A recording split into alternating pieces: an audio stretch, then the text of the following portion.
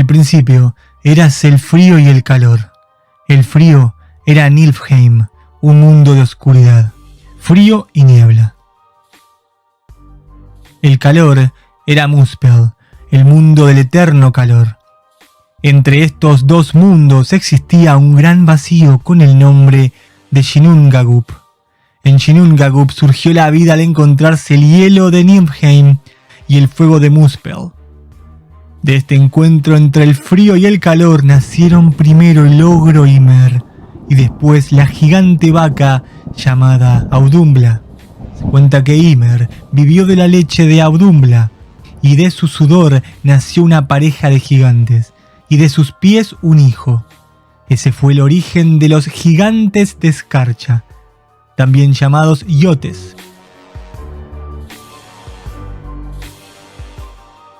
Audumbla vivió lamiendo la escarcha de las rocas salobres, de donde surgió poco a poco el primer hombre, Bure, y de él descienden los dioses llamados Asas.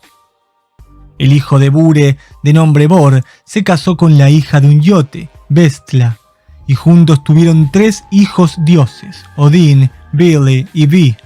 Odín y sus hermanos mataron a Ymer y de su cuerpo crearon la tierra, de su sangre el mar, de su cráneo el cielo, de sus huesos las montañas, de su pelo los bosques, de su cerebro las nubes y de sus cejas un muro alrededor del inhabitable exterior. En este nuevo mundo crearon el mundo de los hombres, llamado Midgard.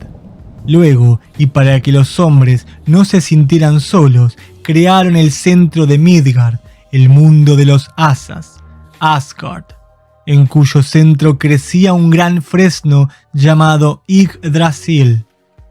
Yggdrasil fue el árbol de la vida, y si muriera, significaría la destrucción total del mundo.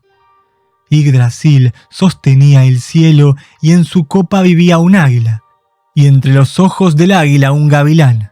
Por el tronco corría la ardilla Ratatosk, pasando noticias e insultos entre el águila el dragón Nidhagg, que vivía al lado de una de las raíces de Yggdrasil. 4 ciervos corrían por sus ramas y el rocío que caía de su cornamenta formaba los ríos del mundo. Yggdrasil tenía 3 raíces. Una yacía en Asgard, donde también se encontraba el pozo de Urd, vigilado por 3 nornas, encargadas de sacar agua del pozo para regar Yggdrasil.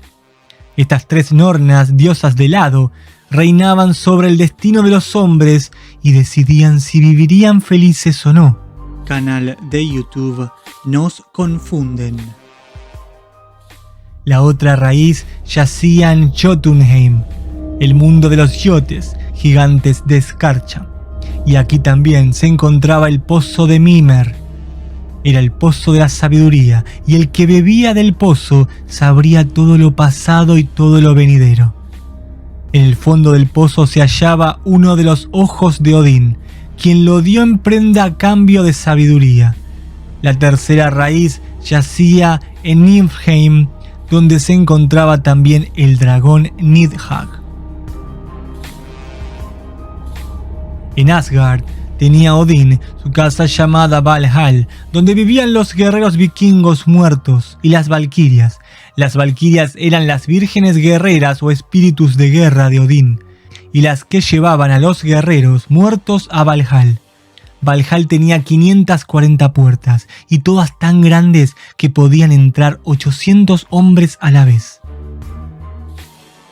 Su techo estaba cubierto de escudos dorados, encima de los cuales caminaba la cabra Eidrun.